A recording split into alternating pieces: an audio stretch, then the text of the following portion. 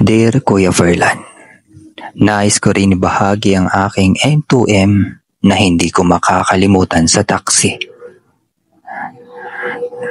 Ang kwentong ito ay galing ako ng Quirino Hill na magpapahatid sa Luacan.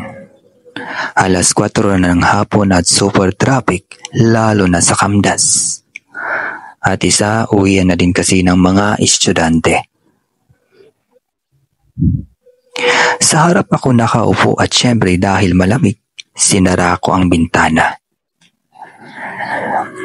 Dinaan ako ni Kuya Driver sa medyo walang masyadong tao at bahay. Si Manong Driver ay medyo moreno.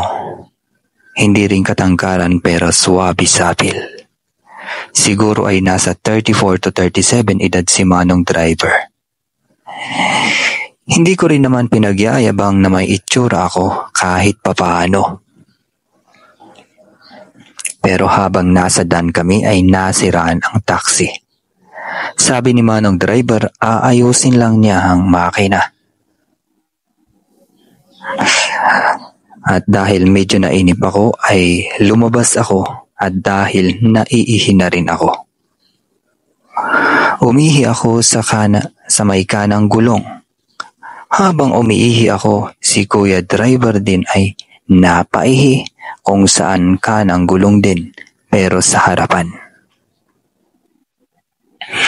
Bali magkaharap kaming umiihi pero nailang ako sa unang pagkakataon dahil kita namin pareho ang ugat ng bawat isa sa amin. Di ko akalain na may mangyayaring hindi inaasahan. Maya-maya, lumapit siya sa akin, sabay sabing, malaki pa yan. Di ako makapagsalita sa oras na yun, pero ramdam ko ang kaba ni Kuya Driver dahil kita ko sa mga reaksyon neto. Sa paglapit niya sa akin, ay dahan-dahan niyang kinuhang ang kamay ko at sabay pinahawak ang kanyang ugat. Napakaswabe ni Kuya Driver. Di ko rin nakalain at hindi rin siya halatang magagawa niya ang hindi ko inaasahan. Ang magpahawak ng ugat. Maya-maya rin ay kinuha ko ang kanyang kamay at pinahawak ko din ang aking ugat.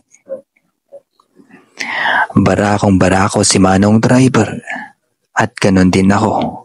Kaya kahit sino ay hindi nila mapapansin na may ginagawa kaming kababalaghan. Yun nga lang, putol-putol ang aming hawakan ng ugat dahil sa mga sasakyang dumadaan.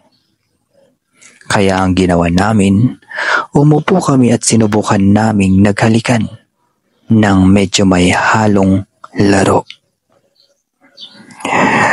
Pumasok kami sa loob at doon namin itinuloy ang halikan at hawakan ng ugat.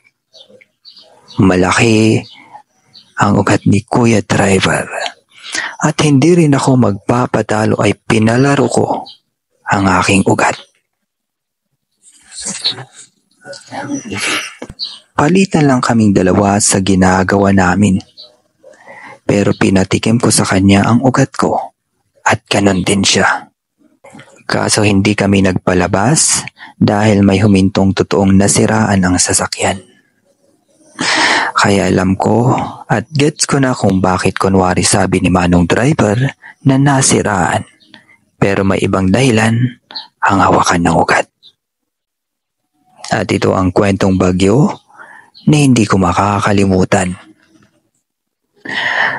Maraming salamat Kuya Ferlan sa pagbabahagi ng aking karanasan na hindi ko makakalimutan. Maraming salamat sa iyo. Mga kaibigan, baka meron din kayong M2M story. Maaari kayong magpadala sa aking Gmail account o kaya sa Messenger. Ating ibahagi ang iyong M2M story na hindi nyo makakalimutan. Ako si Fernan, ang tagapagbasa ng inyong M2M story. Maraming salamat.